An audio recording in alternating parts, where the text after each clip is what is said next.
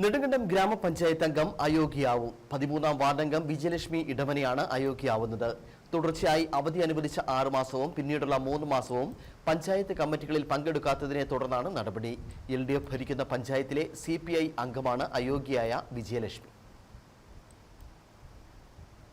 വിദേശത്തേക്ക് പോകുന്നതിനായി കഴിഞ്ഞ വർഷം ജൂൺ മുതലാണ് വിജയലക്ഷ്മി അവധിയിൽ പ്രവേശിച്ചത്. പഞ്ചായത്ത് കമ്മിറ്റിയുടെ അനുവാദത്തോടു കൂടിയായിരുന്നു അവധി നൽകിയത്. ഇതിനുശേഷം ഇവർ വിദേശത്തേക്ക് പോയി. അവധി കാലാവധി അവസാനിച്ചിട്ടും കഴിഞ്ഞ 3 മാസമായി ഇവർ പഞ്ചായത്ത് കമ്മിറ്റികളിൽ പങ്കെടുത്തിരുന്നില്ല. ഇവർ അംഗമായ സ്റ്റാൻഡിംഗ് കമ്മിറ്റികളിലോ പഞ്ചായത്ത് കമ്മിറ്റികളിലോ പങ്കെടുക്കാത്തതിന് കാരണമോ അവധിയോ എടുത്തില്ല. ഫെബ്രുവരി 28-ന് പഞ്ചായത്ത് രാജ് ചട്ടമനുസരിച്ചുള്ള കാലാവധി അവസാനിച്ചതിനെ തുടർന്നാണ് മാർച്ച് 1 മുതൽ ഇവരുടെ അംഗത്വം റദ്ദായതായും അയോഗ്യയായതായും അറിയിച്ച വിജയലക്ഷ്മിക്ക് കത്ത് നൽകിയത്. കഴിഞ്ഞ ദിവസം ചേർന്ന പഞ്ചായത്ത് കമ്മിറ്റിയിൽ ഈ ഉത്തരവ് വായിച്ചു. അയോഗ്യ ആകാതിരിക്കുവാൻ എന്തെങ്കിലും കാരണങ്ങളുണ്ടെങ്കിൽ 15 ദിവസത്തിനുള്ളിൽ പഞ്ചായത്ത് ഭരണസമിതിയെ ബോധ്യപ്പെടുത്തുവാനാണ് ഉത്തരവിൽ നിർദ്ദേശിച്ചിട്ടുള്ളത്.